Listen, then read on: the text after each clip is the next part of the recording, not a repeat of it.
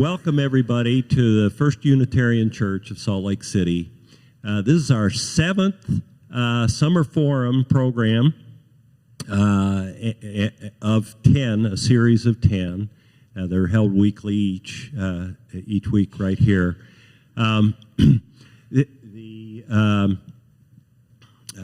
Today's program, first, I'm Mark Rothacher. I'm the host of this week's program, and we have a speaker today, Leonor Perretta, and I'll introduce her in more detail. Our format today is I'll give a few comments, and then Leonor will do her presentation about the topic is immigration, how our system works and doesn't work. And I've given her a whole bunch of questions, I'm sorry, Leonor, that I had. And anyway, then after her 30-minute or so presentation, we'll pass the plate, and then we'll open it up for questions and answers. And welcome everybody in Zoom land. That's also available on Zoom, and will be recorded and available on YouTube about a week after the presentation. So what I'm going to do is I'm going to light, we have a tradition, I light the chalice, and I'm going to read a couple poems that relate to immigration. One is the inscription on the Statue of Liberty, and the other is one that's sort of the counter to that.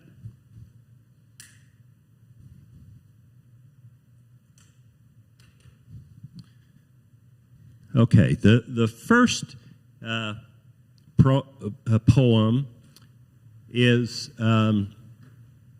titled Unguarded Gates, and this was written in 1892 by Thomas Bailey Aldrich, and this came from Ken Burns' U.S. and the Holocaust series, and it goes like this.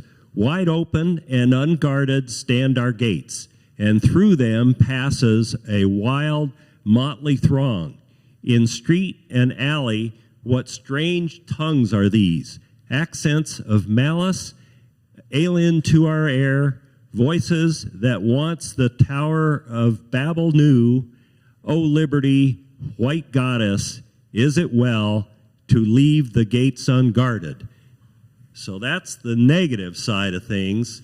And then in a brighter tone from, what's her name?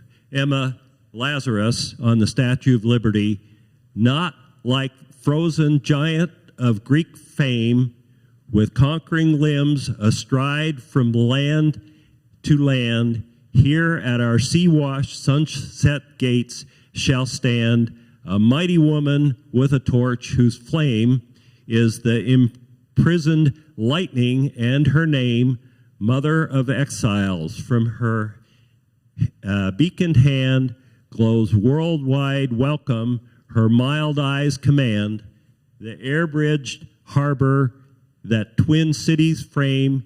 Keep ancient lands your storied pomp, cries she, with silent lips, give me your tired, your poor, your huddled masses, yearning to be free, the wretched refuse of your teeming shore.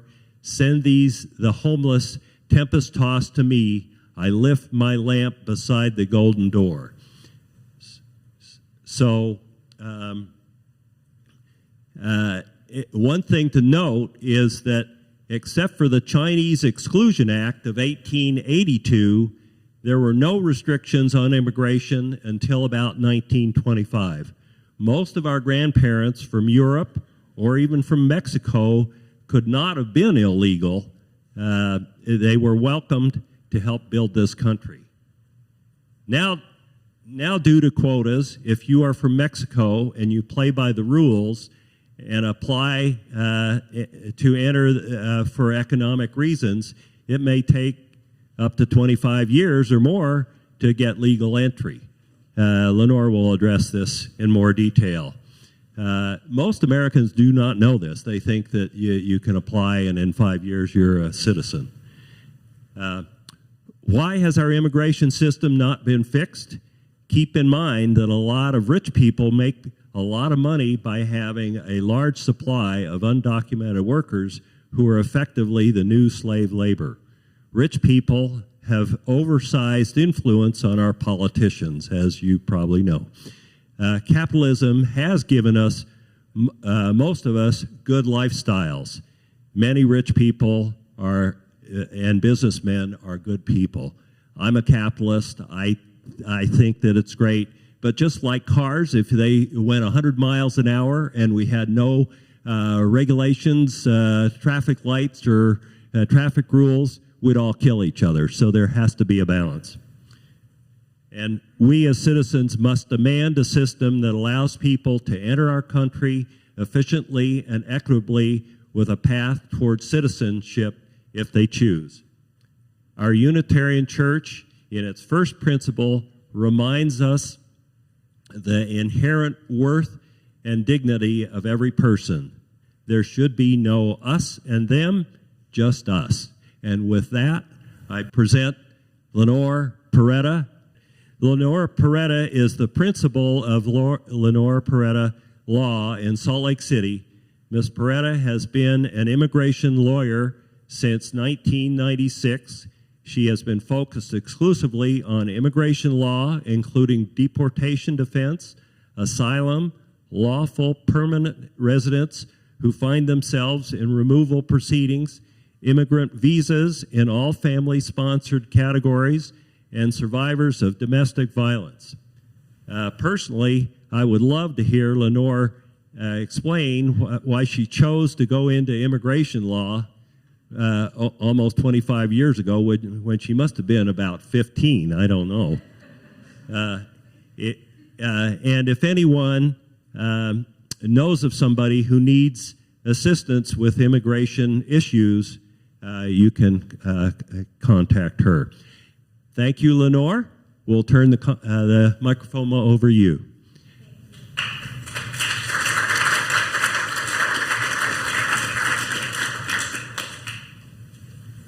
Okay, let me answer Mark's question. And thank you. It's a pleasure to be here and to talk about this controversial topic right now. Mark asked why I started doing immigration law. And I'll tell you, it chose me. I didn't choose it. And now later in life, I go back and think about choices I made and paths I took and how I could have easily taken another path. And I really see God's hand in there a lot. And I now understand why I was chosen to do this and why immigration law chose me. It's a very humanitarian job. You deal with a lot of people that have no representation, no money, and are fleeing violent situations back home. So it's a very satisfying career. I have a little memory book that I keep. People will send me cards and pictures of their families and things like that. And every time I get frustrated by the immigration laws and say I want to give up and do something else, I look in that book and remember all of the special people. I've had grown men cry on my shoulder after they've been granted asylum, and it's something I wouldn't choose to do anything else now that I got into that field. And really the first firm that I worked for out of law school, because I spoke Spanish, they wanted to have an immigration attorney. I actually didn't know that immigration law even existed, except that I also was an immigrant. I knew nothing about it. We didn't have an immigration law class in law school back then. So I started from zero, and of course this was before the internet. And so I actually had to buy books and read up on it and just try to become an expert on each case, one case at a time. And here I am 27 years later and happy that I did it. I also wanted to tell you a story since you brought up the Statue of Liberty. Just a quick story before we start the presentation. I have a client, a U.S. citizen, who painted a large painting for me of the Statue of Liberty, and the painting shows the statue hunched over, crying. The torch is broken. She's holding on to herself while things are being thrown at her in the harbor. And she painted that right after 9/11. She is married to a man from Iran, and who never had even a parking ticket, nothing. He was arrested after 9/11 because he was Muslim. And he was incarcerated for 5 months in solitary confinement without access to a lawyer or anything, and without any criminal charges being filed. The FBI had interviewed him, they found nothing, and yet they still held him. And so she painted that picture because that's what it felt like to her. And it's a good illustration, I have it hanging up in my office, of what happened after 9/11. I mean, 9/11, of course, was a tragedy, but we can't blame every person from a Muslim country for what occurred. Immigration has been highly politically charged in recent years, and very polarized and divided, among party lines, basically. Which is interesting because that hasn't always been the case. The last amnesty, which was a law passed to help legalize people who were in the U.S. unlawfully, was supported by and passed and signed by Republican President Reagan. That was in 1986. So it hasn't always been along party lines. Then both of the Bushes, senior and junior, were actually pretty immigrant-friendly, sometimes neutral, but rather leaning towards the immigrant-friendly. President Clinton, who we expected to be immigrant-friendly, signed and passed into law 2 of the harshest laws to punish immigrants, sometimes for serious crimes, but often for very minor criminal activity like possession of marijuana and things like that. And then the Obama administration didn't take any action on immigration until its second term, when it took a few executive actions to pass the Dreamers program, which we'll talk a little bit about in a few minutes, and also to pass enforcement priorities. So what laws do we want to enforce and who do we want to enforce them against, which is something the police do all the time, right? You can't enforce every single law all the time. You can't arrest every jaywalker. We don't have the resources, and at some point those things don't matter. And so he did those things, and he was highly criticized for taking executive action, which he did because after appealing to Congress for a term, they took no action on immigration and still haven't today. And then the the Trump administration came in, and they made about 450 or more negative changes to immigration.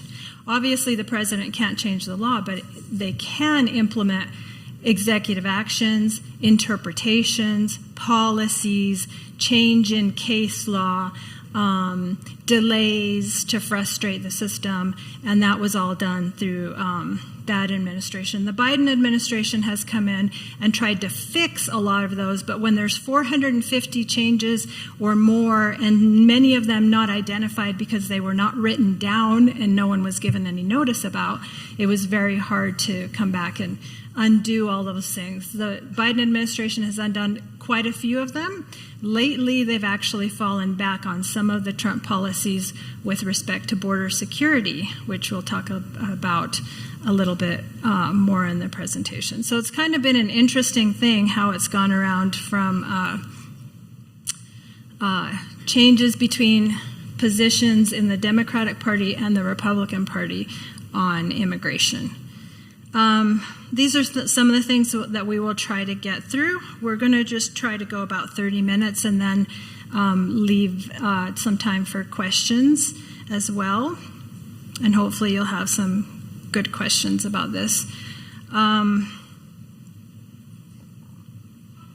going to show a video that illustrates a lot of the difficulties with immigration, because really the title, Immigration, How It Works and Doesn't Work, it's more of how it doesn't work. There are some things that are working, but really we need an overhaul that addresses all of the shortcomings in the immigration law. So this is a funny video, but it's actually very accurate. Stop me if you've heard this before. A foreigner moves to America. No, wait, he applies for a green card to move to America. And then that takes 2 or 4 years, so we've got some time before I get to the punchline.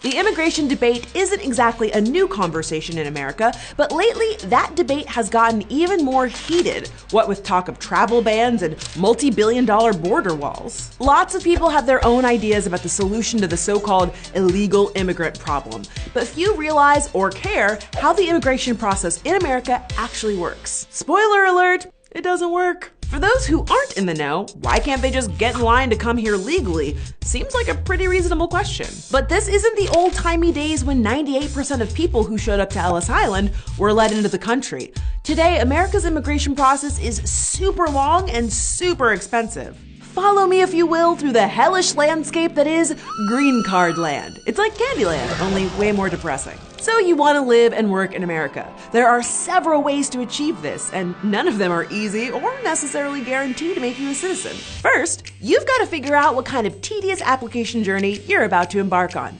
Let's talk about a few.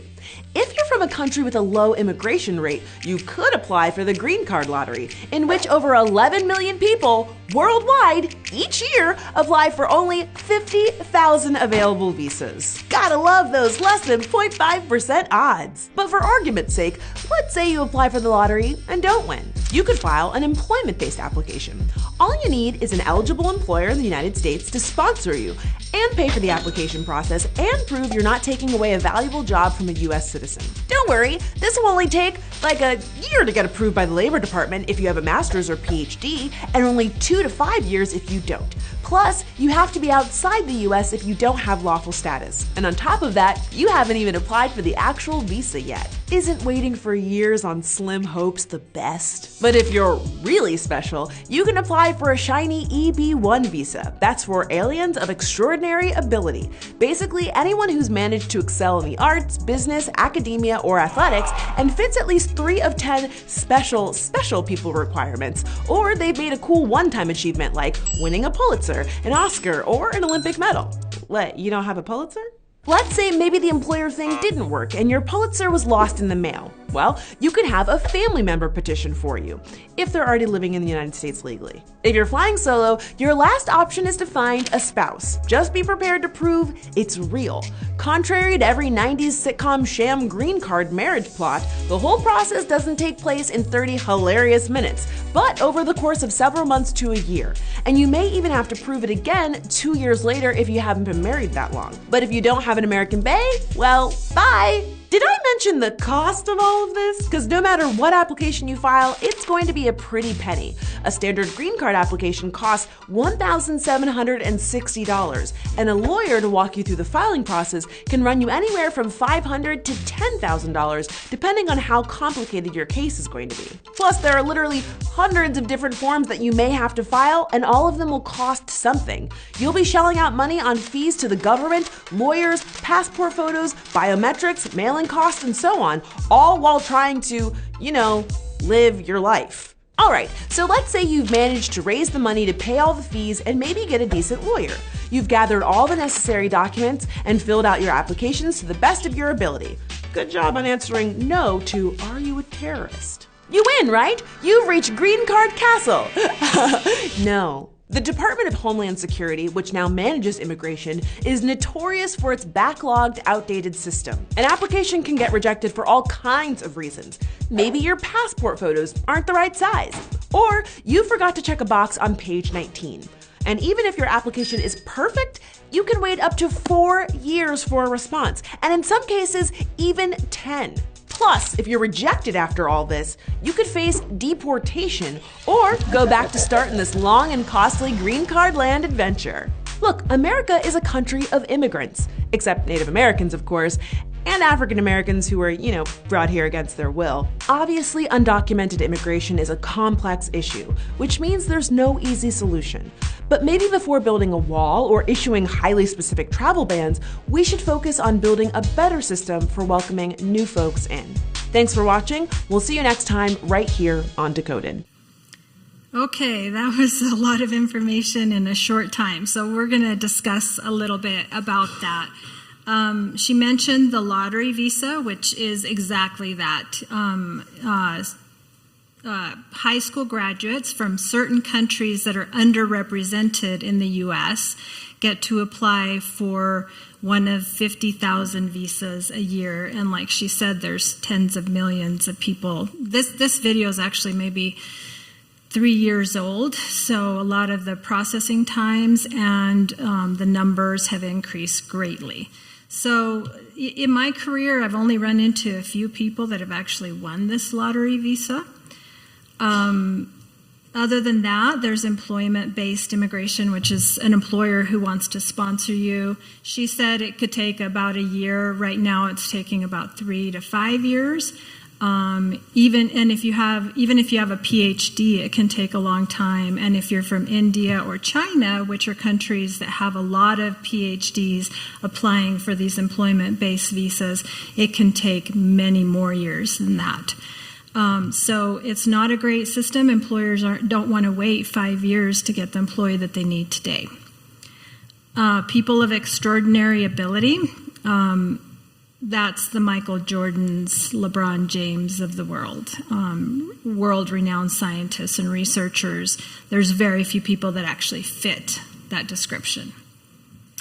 And then she talked about marriage and family-based. So if you're a U.S. citizen and you have, let's say you have an adult child in the Philippines that you'd like to sponsor to come live with you in the U.S., you will be waiting approximately 22 years to get that child here. And if something happens to the U.S. citizen filing that petition in the meantime, it's done. So they're not great options.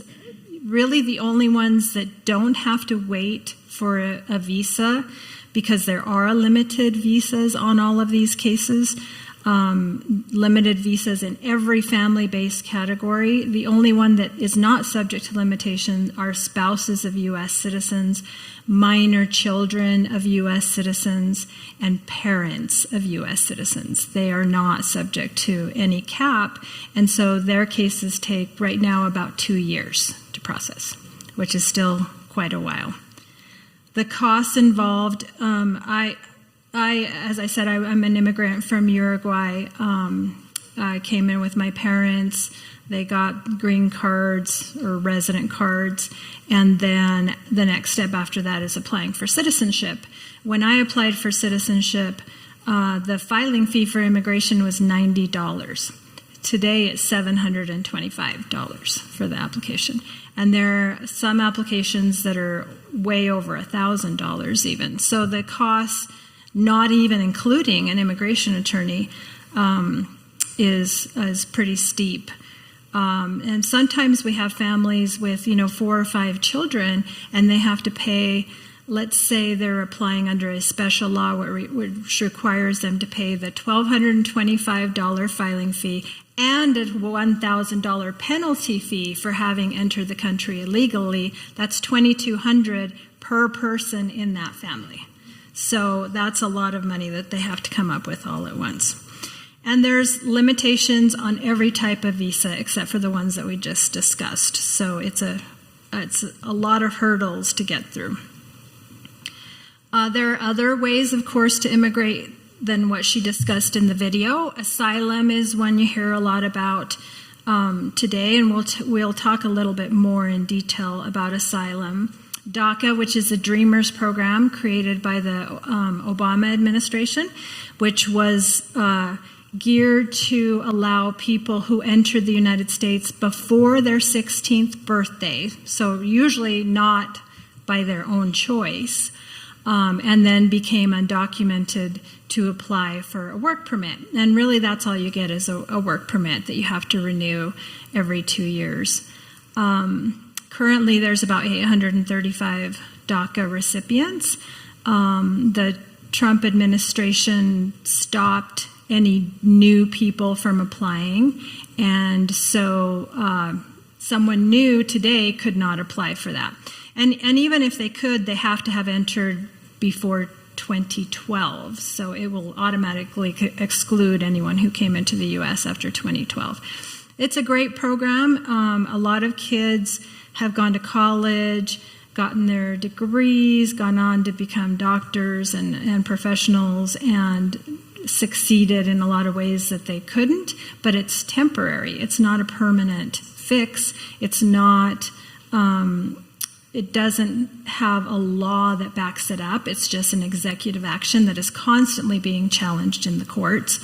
And so those kids who have now for 11 years had this status really need something more permanent so that they can go on with their careers, buy their houses, contribute to the economy, pay taxes for good.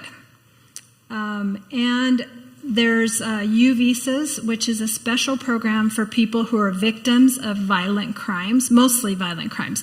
It's a list of crimes, and only victims of those particular crimes can be included on the U visa. There's a cap on U visas. I don't know why Congress feels the need to place a cap on everything, but there's a cap around the country, 10,000 U visas a year. I just read this article a couple days ago that says that because they have 326,000 U visa applications pending, that if someone applies today for a U visa, they will not get it for close to 20 years. And so they'll be in limbo. They will get a work permit after about 4 years, and then they'll be in limbo until there are enough U visas for them to be granted.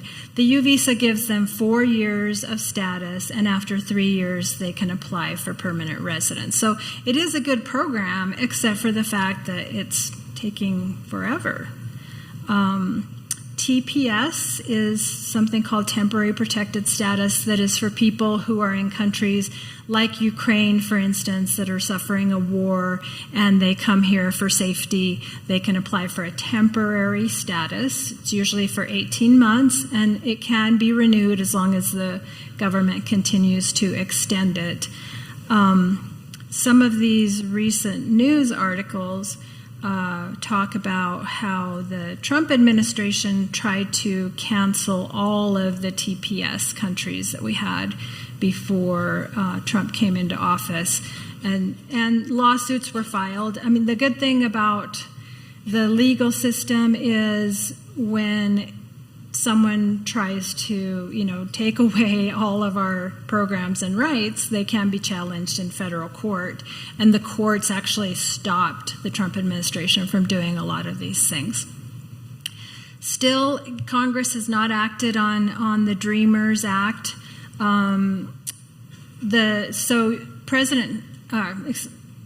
Senator Hatch from Utah initially sponsored the DREAM Act in Congress years ago, like in 2000, I think. And it didn't pass, and several other people have tried it. I'm not sure why we don't want to legalize people who were brought in as children and who have contributed to society, because all of the laws do not prohibit people with criminal records from applying for these benefits. And so really we're getting the people who want to work, who want to go to school, who want to contribute to society. So I'm not sure what the problem is with that. Afghans who helped the United States in Afghanistan, many interpreters for the Army, those people, many of them were allowed to come in, many of them were not. And now they're in some sort of limbo because we can't agree on what type of program we want to implement to keep them here and keep them safe. And there are so many of these stories. I think I touched on the most important ones.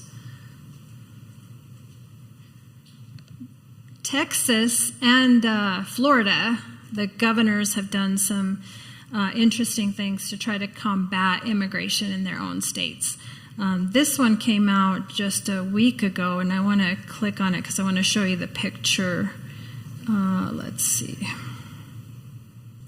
So the governor of Texas decided he was going to put these buoys in the river to stop Mexicans and other people who cross. Because it's not just Mexicans who cross the Rio Grande. People from Africa who are escaping torture and abuse. And the other thing that the Texas governor has done recently is told his troops to push people back into the Rio Grande as they're trying to get out. Children, women. The picture here has kids on top of parents' shoulders as they're crossing the Rio Grande. And they've been told, and many of them don't want to do it, to push people back.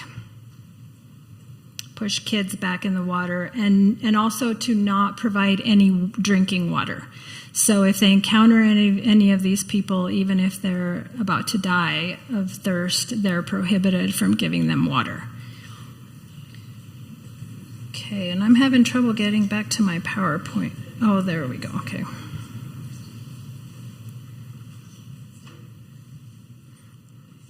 And then both the Texas and Florida governors have been busing immigrants to other states. I'm sure you've all heard of that, to get rid of them against their will. Some of the people who come to those states have relatives in those states that will help them and places that they can live, and they've been bused against their will to other states. I get the frustration of the states, and the federal government certainly needs to do more to provide resources so that these states can deal with the number of people coming in. But this is not a U.S. problem. This is actually a global problem. This is happening all over the world, in Europe, in every country, where people are trying to escape harm, abuse, and trying to find sanctuary. So why do we need asylum? Obviously, as a rich country with lots of resources, we have a certain obligation, at least I feel like we do. A lot of people don't agree with that, to help people who are in situations that they can't get out of, and to escape from violence. Many of these are people who are persecuted based on their religion, their race. And so can we really just afford to turn all those people away and send them back to places where they might be killed? Why do people apply for asylum? Well, I handle a lot of domestic violence asylum cases, and those are cases where mostly women and children, but sometimes men, are escaping situations of severe domestic violence. I'm talking broken bones. Not that there's any justification for any kind of domestic violence, but many of these are very severe. And they live in countries where domestic violence is not only tolerated but accepted, because men are taught that they own their wives and children, and therefore they can do whatever they want with them. And the police will tell the women this if they go to the police in those countries. Central America, some places in South America, some places in Africa and the Middle East, Mexico. If a woman goes to the police will often say, well, go home and cook his dinner and be nice to him and he won't beat you anymore, even if she shows up with broken bones. So, and it happens to children. The Trump administration, one of the very first actions it took was to eliminate domestic violence asylum. So I don't know why they chose that demographic to go after, vulnerable women and children, but they changed the interpretations of the immigration laws to foreclose the possibility of applying for asylum due to domestic violence. So before the Trump administration, I had had hundreds of domestic violence asylum claims, and none had ever been denied. During the Trump administration, every single one of my domestic violence asylum cases was denied. Many of them are still on appeal, and some of them have already been reversed and sent back down because Biden did address that problem pretty quickly in the administration. There's also a lot of people fleeing gang violence, which asylum does not protect. So even if your whole family has been killed by a gang, and it's clear that they're targeting those people because they're members of that family, the asylum law does not protect that. Asylum protects people when they're being persecuted for one of 5 reasons: race, religion, nationality, membership in a particular social group, or political opinion. If the reason doesn't fall in one of those 5 categories, it doesn't matter how much you've been tortured or harmed, you're not protected for asylum. So it's already a very limited avenue of relief. There are a number of LGBTQ claims. A lot of countries where being gay is punishable by death. And so, of course, people are going to seek a different place to live where they can be safe. Religious beliefs we see all the time, both Christians, Muslims, occasionally other religions who are coming here because of religious persecution today. And of course, political beliefs are all over the place. In many countries all over the world, people are persecuted because of their political beliefs. So right now we're seeing a lot of people from Venezuela, Afghanistan, Ukrainians, of course, which ironically don't exactly qualify for asylum, because if you're in a civil war, you're not being targeted because of one of those 5 reasons. And so you don't qualify for asylum. So a lot of Ukrainians will not qualify for asylum. Luckily, there's another program protecting them, temporary protected status. And the Ukrainians were actually helped a lot to come into the U.S. Largely at the southern border. For years now, there's been various laws that have stopped people from crossing the border, even if they present themselves to a border official. And the Ukrainians were given special treatment and said, take a number, sign up on your smartphone, we'll call you, you can come in, and we'll let you in. And they did. And they did a lot of that for Ukrainians for a long period of time. They're not doing that so much anymore, while excluding all the people from Central America, Africa, Mexico. So what happens when someone wants to apply for asylum? Well, some people have entered the country legally on a visitor's visa, and they want to apply for asylum because of persecution. Some of them present themselves at the border or try to. There's a lot of difficulties in getting to the border and talking to an immigration officer. And some people try to enter illegally or do enter illegally and then apply for asylum. They can apply with the agency that handles benefits, which is USCIS, U.S. Citizenship and Immigration Services, or they can apply in deportation proceedings if they're caught and placed in deportation proceedings. Do these people, should they be represented by a lawyer? Absolutely. Do they have a right to a lawyer? Yes. Does the government pay for their lawyer? No. Not even children. So there was an immigration judge, and we have a lot of very good and fair immigration judges, but there was an immigration judge who testified before Congress who said that he could teach a 4-year-old to represent himself in an asylum process in about half an hour, which we'll talk a little bit more about why that is ridiculous. It takes me, and this is a survey done with immigration attorneys about how long it takes them to prepare an asylum application. And having done hundreds and hundreds of these, I can tell you that this is very accurate. 50 to 75 of my hours to prepare the person for an asylum trial. And it is a trial, and there is an immigration judge who is an attorney, and there is a DHS attorney, and if the person is unrepresented, they're up against two legal people who have a lot of experience in this area. So trying to teach a 4-year-old or even an adult with a college degree to represent themselves in asylum proceedings is extremely difficult. There's a lot of details, and you have to assume that the government is not going to believe anything your client says. That's where I start every asylum case. Nothing you say is going to be believed. Let's see how we can prove that these things are true. They're very skeptical. Is there fraud? I'm sure there is. In my 27 years, I've had maybe 3 or 4 people say to me, this is not true, I'm making this up because I need to be here. The rest, I've seen evidence and I've heard their stories, and I had no doubt that what they were telling me was the truth. So they shouldn't be quite so skeptical about these things.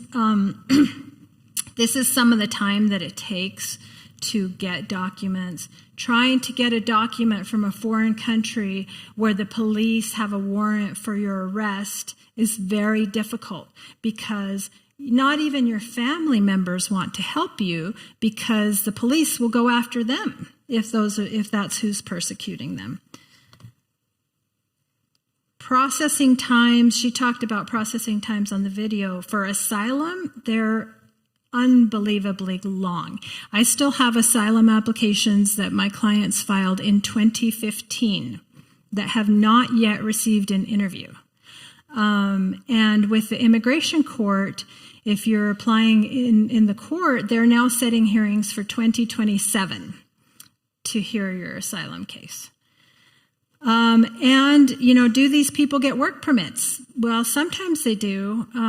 If they're applying before the agency and they have to wait more than 180 days, they're entitled to work authorization. If they're in the immigration court, the majority of them will never get work authorization, even if it takes 4 or 5 years to resolve their cases. So how are they supposed to support their families? What are they supposed to do? And most of them are hard workers, willing and able to work. They don't want to take any resources, and they're not eligible for any government benefits. The government has done a lot of things, especially the Trump administration, to try to speed up asylum, but the Biden administration is starting to do some of these same things that really raise some due process concerns. Because if an attorney is going to take 50 to 75 hours to prepare these cases adequately, giving me a hearing in 45 days makes it almost impossible for me to do that.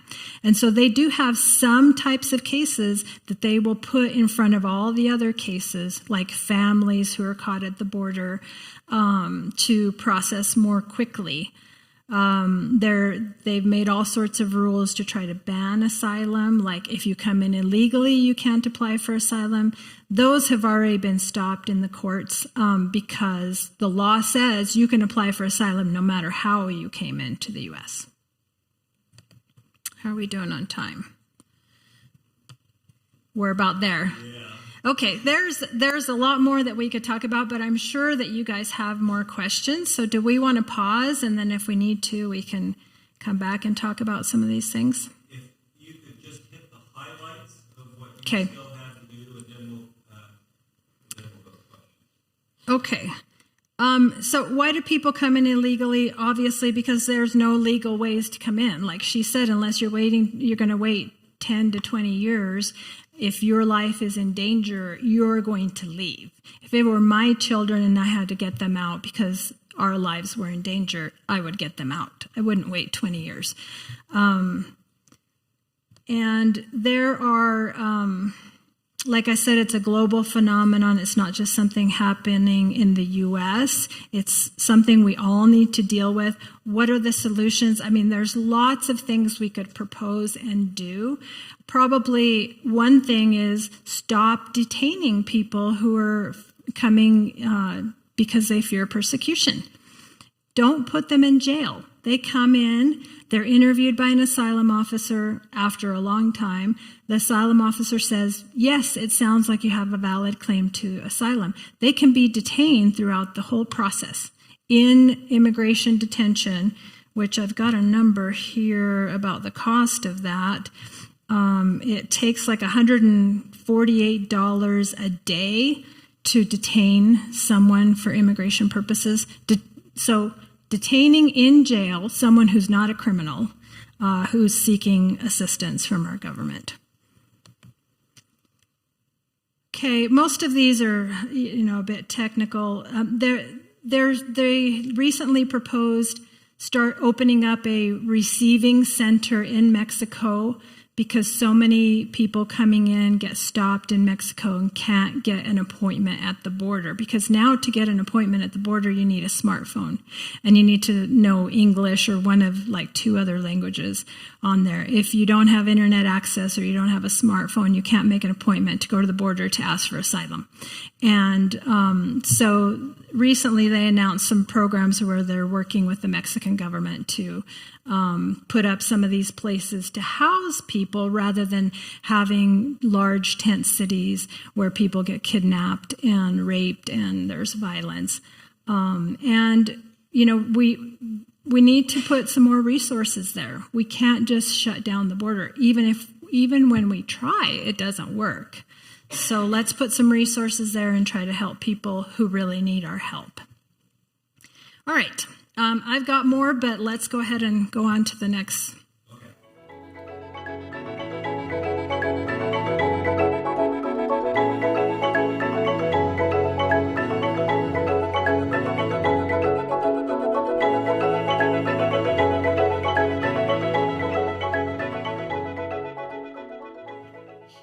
Yes, I have a question related to how immigration is dealt with around the world.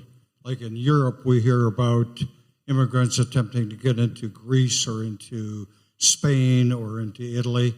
How does our system compare to those systems?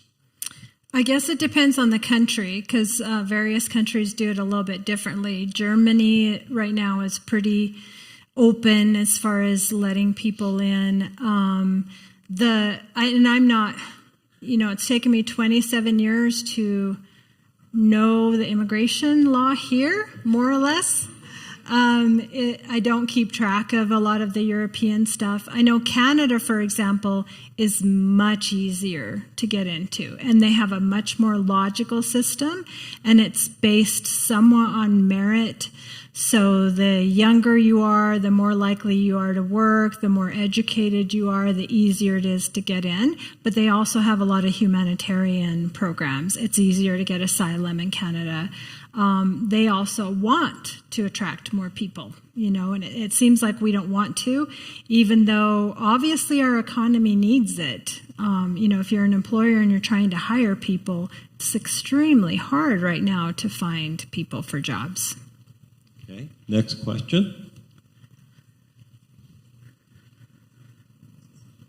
Thank you, Eve.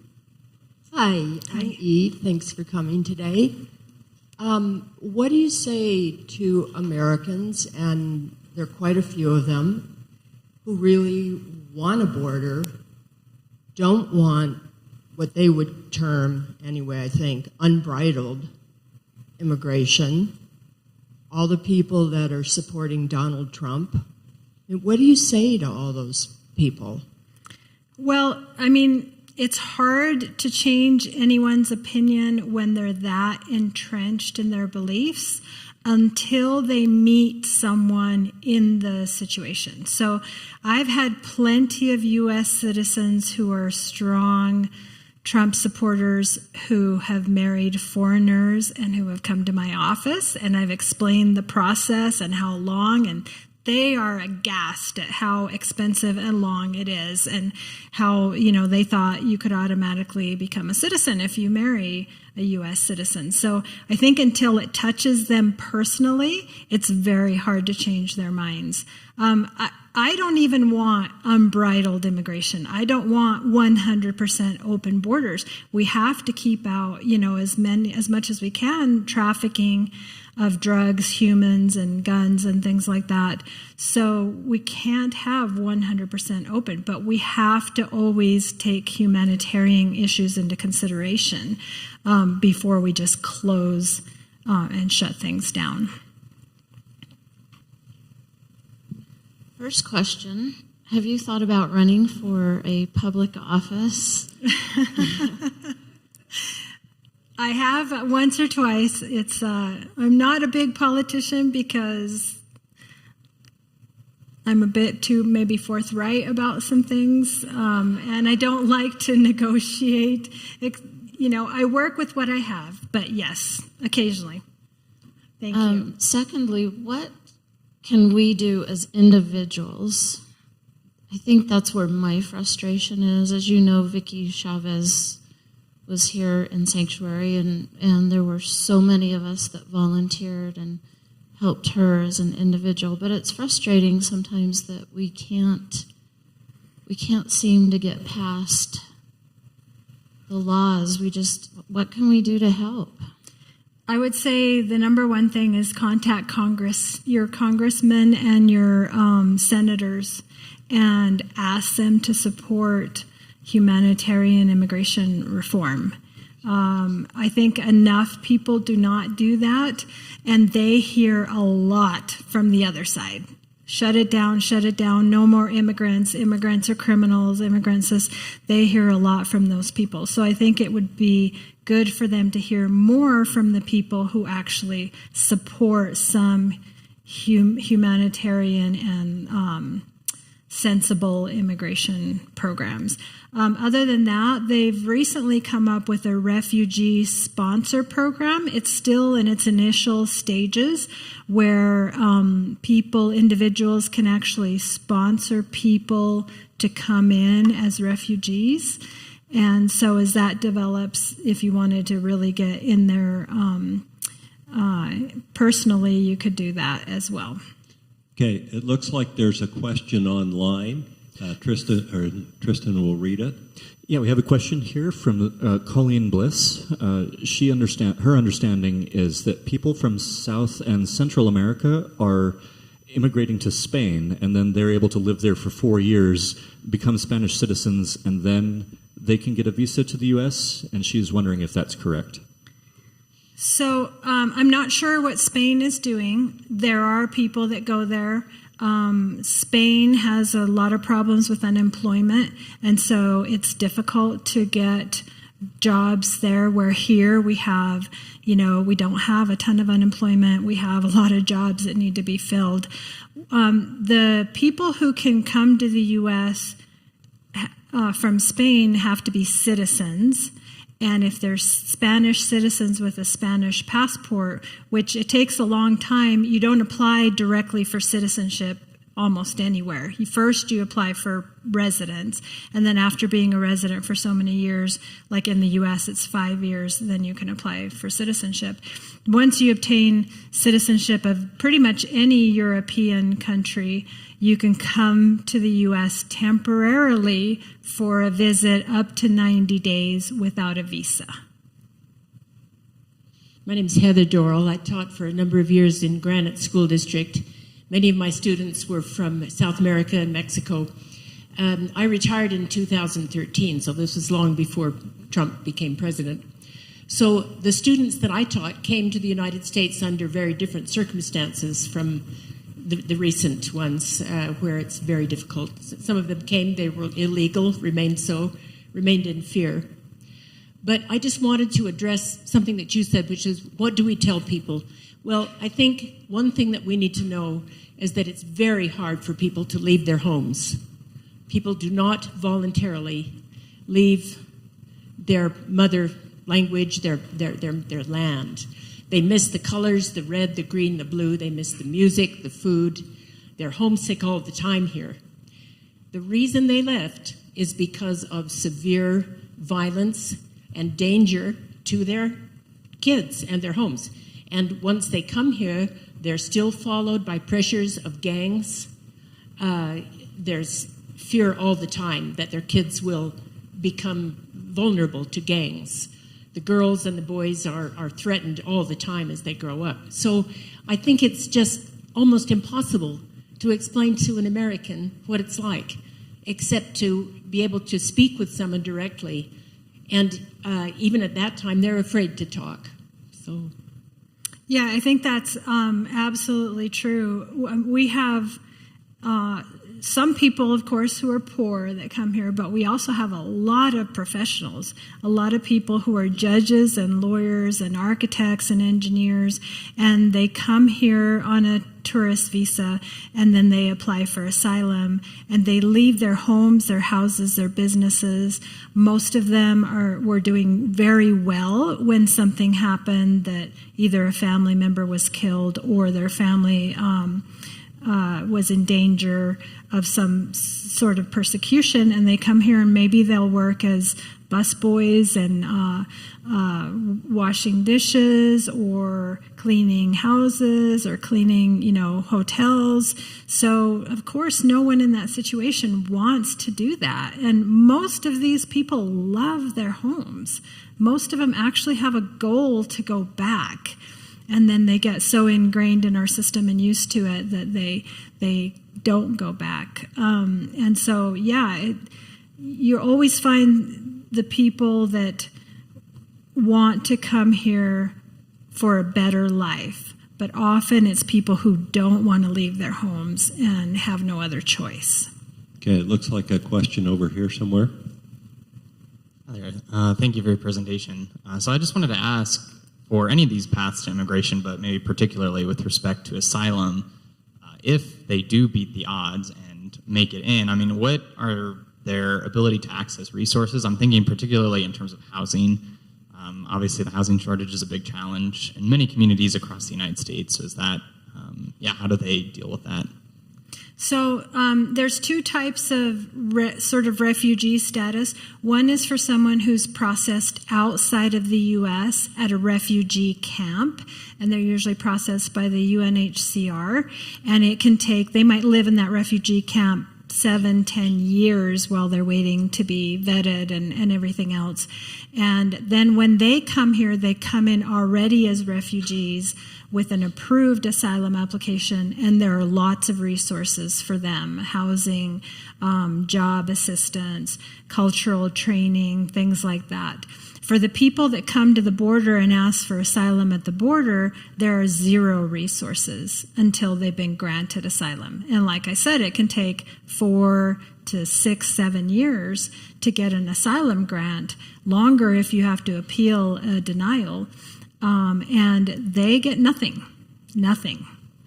They can't get food stamps. They don't qualify for any government benefits. So charity, and hopefully, usually they try to go somewhere where they have family members. A lot of the women and children that are escaping domestic violence are selling, tamales and baked goods on the street to survive. Okay, thanks. Looks like a question over here. So I was kind of wondering, for international adoptees, there are a lot of international adoptees that were before the Child Citizenship Act of 2001, and I was wondering if you ever had experience with working with adoptees and what that process is like for them to get citizenship.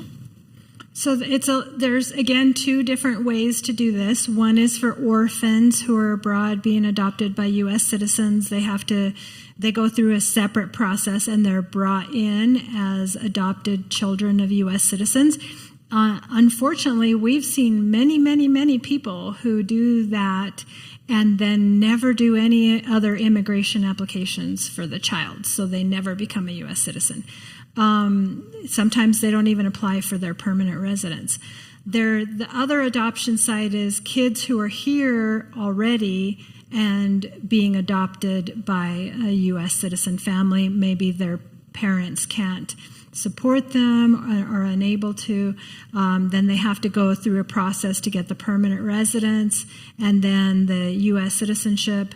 And again, many people fail to do that. So I will often run into an adult who thought they were a U.S. citizen because they were adopted by a U.S. citizen as a baby, and no paperwork was ever filed. And it's too late once they turn 21. Everything is a process. We don't do the adoption part. We do some of the immigration work after the adoption. But hopefully as U.S. citizens, you'll realize it's not just, you just don't get it because you finish the adoption. You actually have to follow a process. As someone who's multicultural, multiracial, that grew up in the States my whole life, this was very informative. I'm wondering, do you do this on other forums? Would you? I do, yes. Yeah, I do speak quite a bit when I'm invited, different forums. I try to tailor my presentation to what the audience wants to hear. I teach at the law school, so I have a totally different format. I mean, the things that we've talked about in half an hour here, there are full semester classes that deal with one of these topics, just one, like asylum, for instance. And so it's very complex. But yeah, we work also with the Mexican consulate to put on seminars and trainings for kids who are doing DACA and things like that. Yeah. Okay, another question? Oh, Tristan's got one from online. Sheldon Bradshaw is writing in asking, how is our current system dealing with migration caused by climate change? Interesting. Okay. Well, if by climate change we're including natural disasters, there are one of the programs we talked about before, TPS, Temporary Protected Status, which is often implemented for countries that have natural disasters. Again, it's temporary. It's temporary, but for instance, El Salvador was given TPS in 2001 because of a natural disaster, and that is still being renewed today, so 22 years later. And other than that, and that's the president that has to decide when to authorize TPS for a country. There isn't any other program that will consider climate change. Okay, over here. Thanks for your presentation. It's really informative. This is a hard question, and I'm sure everybody has it in their heads. What do you think is going to happen with DACA? When and how and if? The last immigration law that was passed was in 2001. Significant immigration law. They tweak things here and there. Since then, this is what Congress is, butting heads all the time. Until they can let go of that and look at immigration as a U.S. issue, not as a Republican versus Democrat issue, they're not going to pass anything. The president cannot do more than has already been done with DACA. It's all in the hands of Congress. So when I say reach out to your Congress people, that is the best avenue. And if everyone would do that, maybe we'd start to see some action. In Utah, our Congress people are mostly immigrant friendly, in part because they're brought here, or because of so many people come here because of the LDS Church, right? And they come from countries all over the world. And so they've tended to be immigrant friendly, though not all of them currently are. But they need to hear from us, so that the Dreamers should be number one priority. And I'm not sure what the resistance is, because they always, the fear is always the floodgates. If we bring out a new law, we're going to get millions of people coming in to apply for it. That's not true, because every time they pass a law, they make a cutoff date.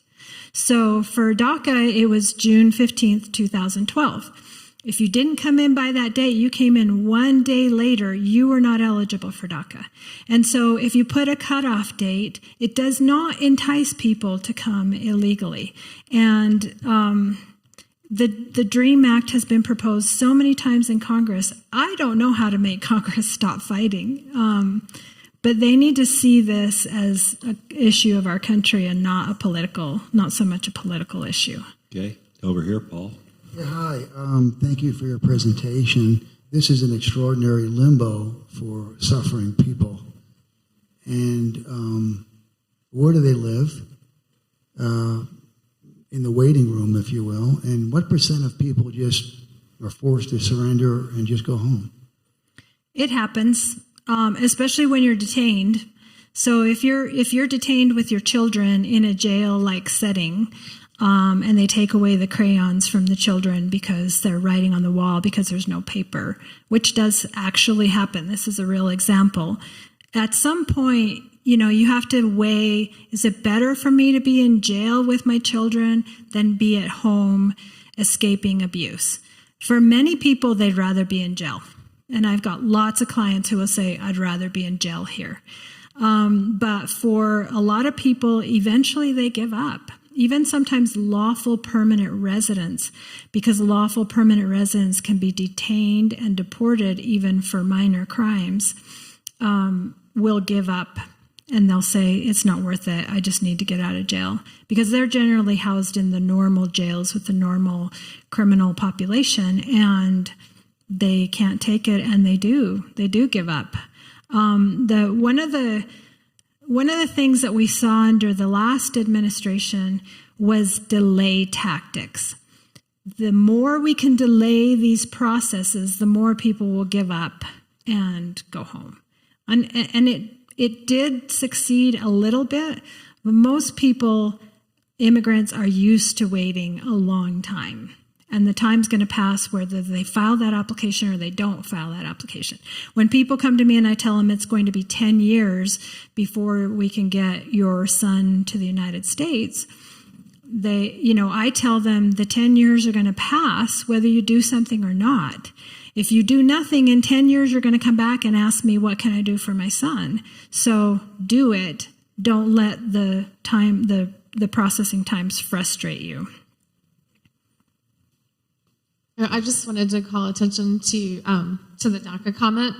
There are many, many people who came to America as children in the Reagan administration and the Clinton administration who were too old to be considered in the DACA program. So they've been living, as Americans pretty much their whole life and can't get the benefits that the rest of us do.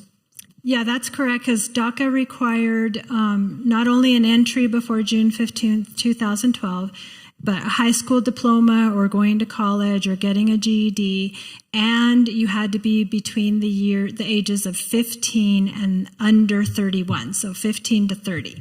So if you were 31 or 14, you couldn't apply. And if you later turned 15 and they terminated new applications under DACA, you couldn't apply. So yeah, there's probably as many who have been approved. There's probably at least that many who could apply if the parameters were broadened a little bit, or if they reopened DACA for new applications. Hi, I'm Mike Doll. Can you tell us the increase in delay in processing times, whether this is just administrative or back of the store, it's political?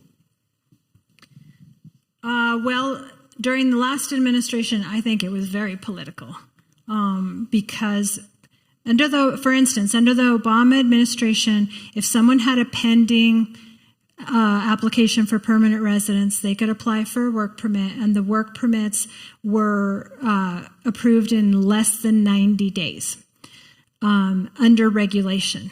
The Trump administration canceled that regulation.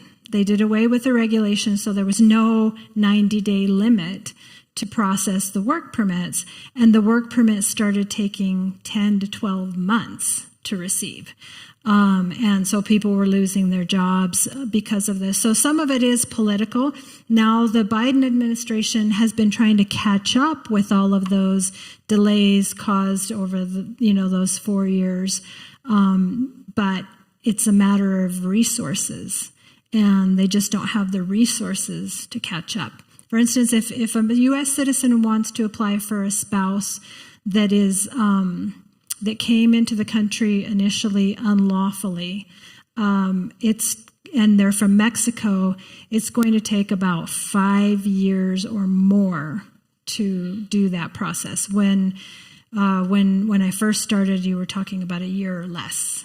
So there are lots of reasons for the delays, both political and I think funding is a problem. But if they took some of the funding that they use for detention and applied it to processing cases, they could really reduce that backlog.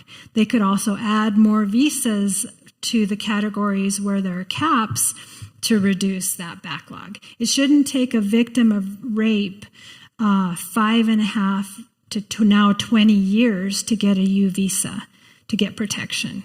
And is it even useful, if it takes that long? So there's a lot of things that they can do, but most of those have to be done by Congress, because raising caps can't be done by the president. For the most part, they have to be done by Congress. Okay, does anyone have the next to last question? Because I'm going to ask the last question. No? Okay, well, this will be the last question. If somebody wants to play by the rules and is in Mexico and do they have to claim asylum to have a chance of getting in? And do they have to actually come to the border? They just want economic opportunity, like our grandparents sought. What's the process for that? I mean, and then second part of that question is, if you were king and writing a 5-point plan for a reasonable immigration plan, what would you propose, given your experience? There isn't an option for people who want to come here for economic reasons. They just can't get in, realistically. No. When people say wait in line, why can't people just wait in line and do it the right way? It's because there's only a handful of right ways to do this. And most of them take so long and have such high requirements that the average person is never going to be able to do that. So, there's no way for the people who are dying of hunger in other places to come here legally, which is one of the reasons they try to come here illegally. There's not 5 points I could say that I would change. Increasing caps, I think, is a big one. Increasing caps, what do you mean? Everything has a numerical limit. So, like with the lottery visa, she said there were only 50,000. The lottery visa is not a big deal to me because these are all people living abroad. And I'm more concerned with the people who are already here, 12 million undocumented people in the U.S., and those are the ones I think we need to address first. So address the dreamers, pass something permanent so that they can get permanent residence, address the 12 million people here, like Ronald Reagan did in 1986 with amnesty, find some legal program that encourages the people who are productive, pay taxes, because even though most people think that undocumented people do not pay taxes, at least about 99% of the people I encounter do pay taxes. In fact, the IRS issues them a tax ID number so that they can pay taxes when they're working unlawfully.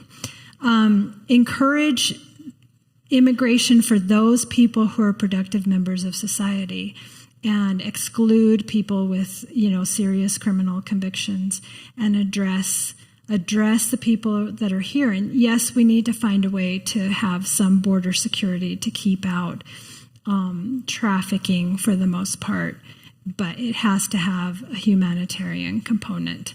So there's lots of little things that can be done to make the process more efficient. It's extremely inefficient. There have been times I've gone to immigration and the officer will tell me, well, I'm not familiar with that law. Can you explain it to me? Yeah. Seriously.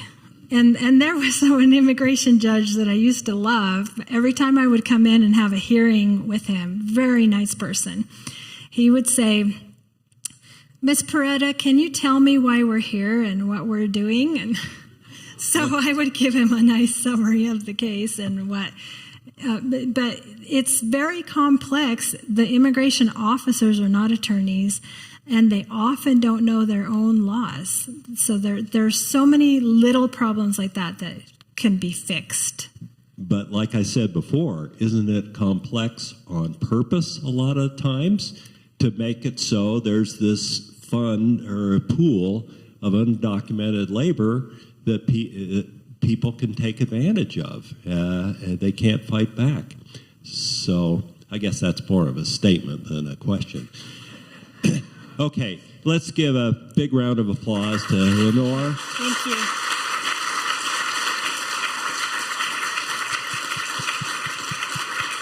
Thank you. It's nice to have a friendly audience, although I don't normally get invited to unfriendly audiences for this kind of presentation. Okay. Thank you so Thanks much. so much for coming all the way from Draper, Utah. Okay, one thing that I would recommend to anybody who hasn't done it, or even if you have done it, is attend a naturalization ceremony. You can go online. They're like once a month in Salt Lake, and it will fill your heart. Pat and I went to one for some friends of hers, and it was amazing. It makes you proud to be an American. Secondly, next week it will be a presentation, a summer forum, same time, same place, and it's air pollution is the topic. Brian Mensch, who writes about it a lot in the Tribune, will be the presenter. Elizabeth Waite is the host. So we look forward to you being here or online. And thanks again, everybody, for coming and joining the conversation. Have a good week.